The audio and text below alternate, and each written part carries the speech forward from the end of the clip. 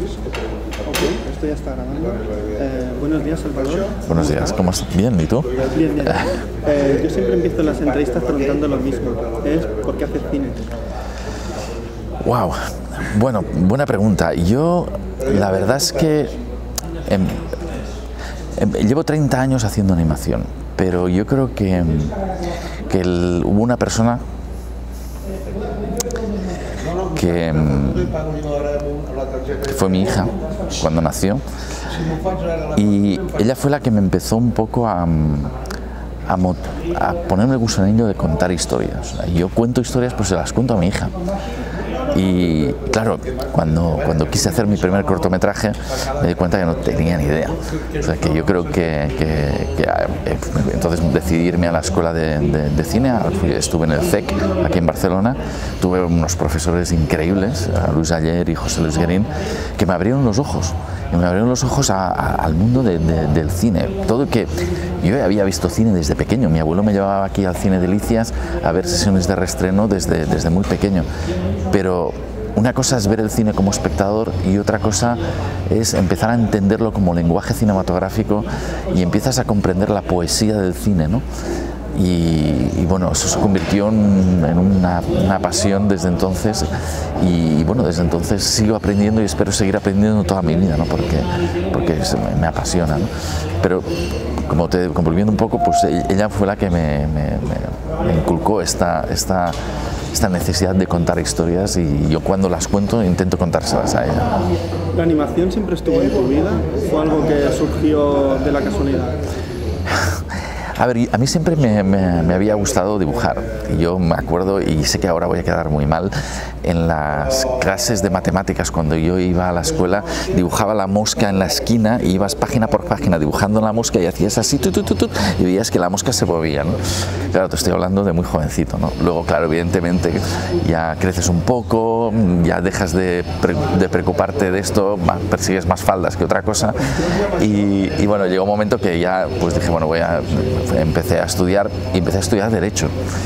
Claro, hubo un momento que dije, esto no es para mí, ¿no? Y entonces tuve la oportunidad de acceder a un curso que hacían unos sábados por la mañana aquí en Barcelona, que era como una especie de introducción a la animación, con Julio Taltabull y Neus Gorriz, y dije, ostras, esto es lo que yo quiero hacer, ¿no? Y dije, entonces ya se acabó Derecho, se acabó todo, y me tiré de cabeza. El proyecto de Buñuel, En el laberinto de las tortugas, que es curioso el título, de dónde viene, y prefiero no desvelarlo para que el espectador lo descubra también y que tenga la misma sensación que tuve yo. Te viene de productor, ¿no? Te viene del productor, sí. Y empiezas a escribir el guión. ¿La novela gráfica ya la conocías? No, a ver, a mí Manuel Cristóbal me llamó, me dije, léete esta novela gráfica. Yo la leí. Y bueno, como conozco a Manuel, porque ya nos conocíamos desde hace años, cuando él te dice léete algo, es porque ya sabes por dónde va. Le dije, venga Manuel, adelante. Y entonces él me presentó a Eligio Montero, que él es guionista, y empezamos a trabajar juntos en la escritura del guión. Estuvimos trabajando e investigando sobre la historia durante casi un año, hasta que terminamos el guión. Pero la novela gráfica nos sirvió un poco como punto de partida, ¿no?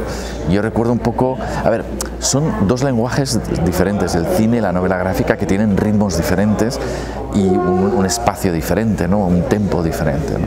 Entonces, yo cuando leí la novela, que yo recomiendo que la leáis, dije, aquí hay algo que me falta.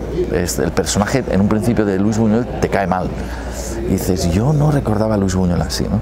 Y entonces entendí que, claro, que te cae mal cuando solo cuentas una parte de la historia.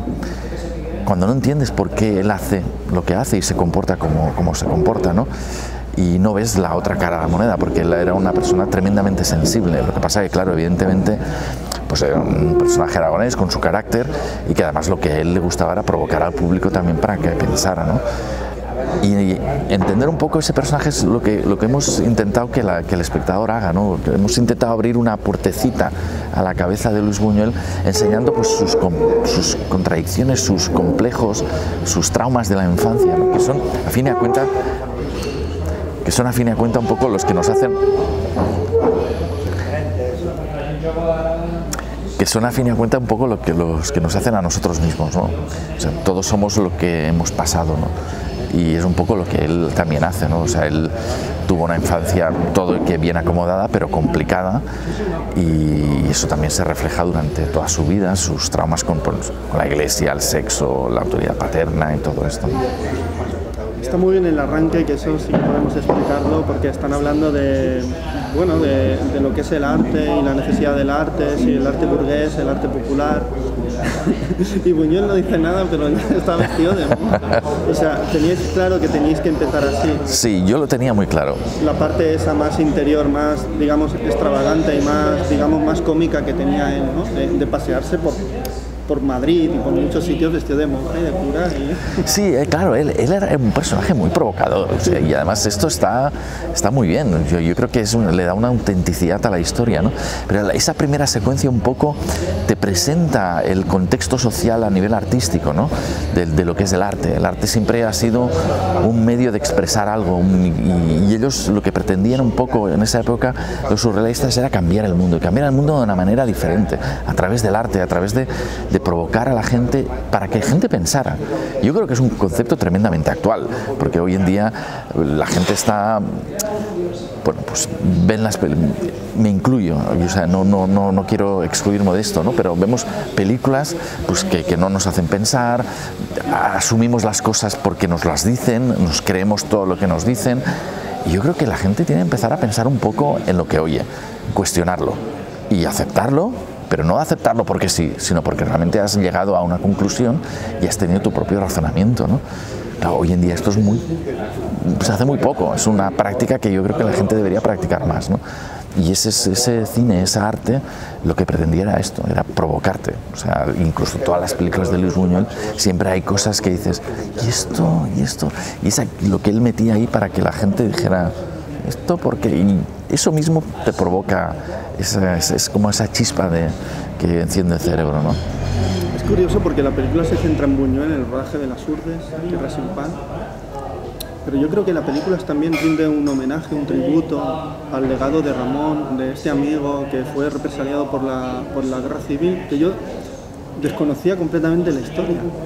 Y yo creo que la película también se centra en eso, ¿no? En sobre el valor de la amistad y el valor de reivindicar la figura de alguien anónimo que está a la sombra del gran artista, ¿no? Claro, nosotros al principio, Ramón fue un personaje que introdujimos en la película a un nivel técnico de guión para contar como contrapunto otra visión del personaje de Luis Buñuel, pero claro, te empiezas a enamorar de este personaje, un artista increíble, comprometido socialmente, una persona con un corazón que no le cabe en la cabeza, ¿no? Que un día, cuando Luis no puede conseguir dinero para financiar la película, le dice, no te preocupes, que si a mí me toca la lotería yo te pago la película. Y estamos hablando de alguien humilde, que no le toca la lotería a las pocas semanas y cumple su palabra.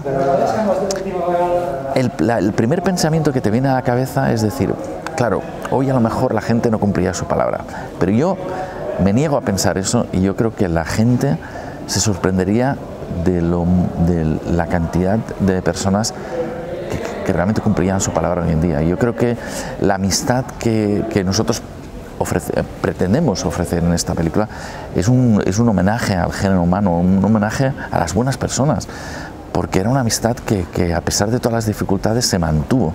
Y nos explicaba Juan Luis, el hijo de Luis Buñuel, que a su padre se le rompía la voz cada vez que nombraba a Ramón Acín, ¿no? Y él mismo se enfadó muchísimo, que me recordaba mucho la personalidad de su padre, ¿no? Porque estos cabrones, no sé qué. Y realmente cuando te das cuenta de la injusticia, ¿no? que se produjo en ese momento, ¿no? Aunque sea la figura de Buñuel, sigue siendo difícil levantar un proyecto de animación. Sí. O sea, a ver, todo y que... No estamos acostumbrados al cine de animación todavía. No, yo creo que poco a poco el cine de animación, y sobre todo el cine de animación para adultos, se está introduciendo.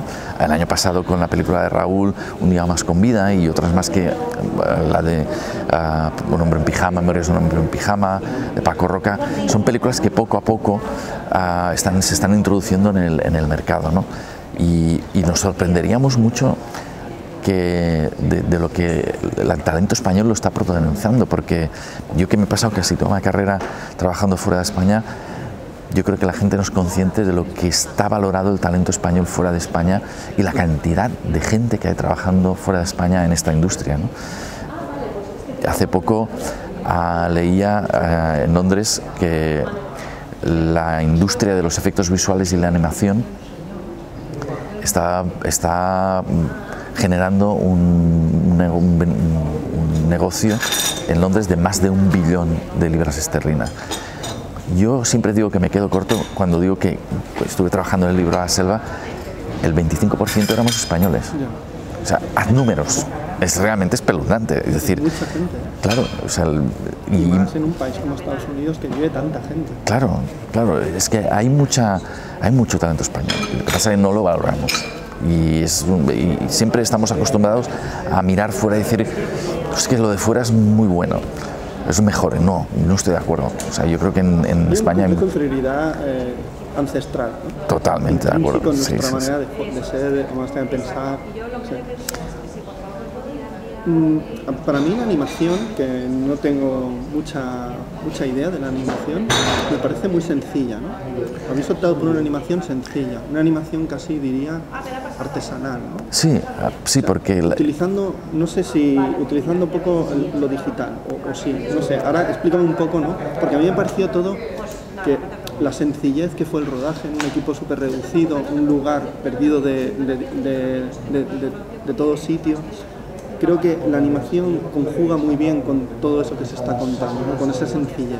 Sí, porque además yo creo que tiene una expresividad artística que no tiene otro medio. En esta animación tradicional, lo que nosotros llamamos la animación 2D, ¿no? La animación dibujada a mano, fotograma a fotograma, que en este caso no es así, porque por ejemplo la animación que nosotros conocemos como una animación más fluida, como Disney y todo esto, también dibujada, pero en un segundo hay 24 fotogramas, normalmente se dibujan entre 1 o 2 dibujos, hay 1 o 2 fotogramas cada dibujo. Eso hace que por la persistencia retiniana te dé un movimiento mucho más fluido. Nosotros en este caso lo que hemos hecho es dibujar un dibujo cada 3 o 4 fotogramas, lo que es una diferencia muy sutil, pero te da un movimiento un poco más roto, un poco más áspero, inconfortable, ¿no? Y esto lo que hace es un poco trabajar en pro de la historia que estamos contando, que es una historia que no deja de ser una historia dramática, donde evidentemente también te ríes y tienes sus momentos de humor, pero lo que allí ocurría era duro, de alguna manera, ¿no? Lo que ocurría en las Lourdes. Y nosotros hemos intentado trabajar en este sentido con una narración, pues como bien decías, muy sencilla, intentar sobre todo que entender a los personajes y poder ver los ojos, el alma de los personajes, ¿no? No moverlos demasiado, intentar que esa animación sea muy expresiva y que todo el diseño de arte que hay, todos los colores, todo trabajara en pro de esa historia, ¿no? Está muy bien porque una de las partes fundamentales que tenían los surrealistas en la primera etapa artística de Buñuel son los sueños, ¿no? Es increíble esos elefantes, ¿no? Gigantescos con esas patas súper finas. O sea, introducir los sueños, el pasado de su infancia, por ejemplo, los sueños, la sangre, hay un momento de los tambores, todo eso, ¿es una idea de la novela o es una idea que vosotros habéis todavía afianzado más en la película? A ver, yo creo que se intuía un poco la novela gráfica, pero nosotros, digamos, lo hemos digamos... ¿Es posible hablar de Buñuel sin que hubiera sueños, ¿no? Claro, sueños relacionados con la figura del padre, su trayectoria como artista. Claro, es un poco lo que te contaba al principio. Porque realmente Buñuel ha hecho un par de películas o de cortos mediometrajes, todavía se está construyendo como artista. Claro, él, con todo esto nosotros pretendemos conocer esa otra parte de Luis Buñuel. O sea, si solo ves una parte, o sea, la parte que un poco también se contaba que se cuenta en el cómic, pues Luis Buñuel te cae muy mal. Ya. Y no es así, o sea, realmente Luis Buñuel era un personaje que tiene una sensibilidad increíble. Y sí, un poco el carácter aragonés, un poco más tosco, pero luego son personas con un corazón que no les cabe en el pecho, ¿no? Entonces, claro, pero yo creo que eso también nos ha ofrecido la gran oportunidad de contar un personaje con contradicciones y lo hemos intentado contar sin edulcorarlo, sin suavizarlo. Hay momentos en la película que Luis Buñuel te cae muy mal, que lo matarías, y hay otros momentos que te lo comerías porque te empatizas mucho con él, ¿no? Y te ríes además, ¿no? Pero yo creo que eso es un poco la magia o lo fascinante del cine, ¿no? Es contar presentarte a personajes con una dimensión, con capas, con una profundidad, ¿no? Y contarlo a través de los sueños, a través de esos flashbacks a su pasado, era una forma perfecta que además sincronizaba muy bien con todo el surrealismo un poco del que él quería huir, ¿no? Al principio hay un momento que en la película que él dice, ostras, qué bien, ya no tengo sueños, ¿no? Y cuando le vuelven los sueños se preocupa, ¿no? Porque él en ese momento quiere huir de ese surrealismo de Dalí basado en la imagen. Y está un poco buscando su propio lenguaje, ¿no? En Las Urdes nosotros decimos que entra Luis y sale Buñuel, ¿no? Sí. Porque cambia su forma de hacer cine, ¿no? ¿Y fue difícil hacer la voz de Dalí, Salvador? La verdad es que fue un accidente, hay que confesarlo, porque el día que estábamos grabando en Madrid y la forma que grabamos las voces es un poco diferente a cómo se graban normalmente las voces de animación. Normalmente todos habéis visto seguramente en los making-ofs de las películas de Disney, pues los personajes estos Tom Hanks y todos estos que ponen los auriculares, se ponen un micrófono delante y un atril y recitan sus líneas, ¿no? En este caso nosotros hemos trabajado con los actores, se han leído guiones, se han hecho ensayos y las escenas se han interpretado como si fuera una película de ficción. Lo que pasa es que no habían cámaras, solo había la pértiga de que cogía el sonido, con lo cual las voces, el trabajar de esta manera hace que sean mucho más naturales, mucho más imperfectas.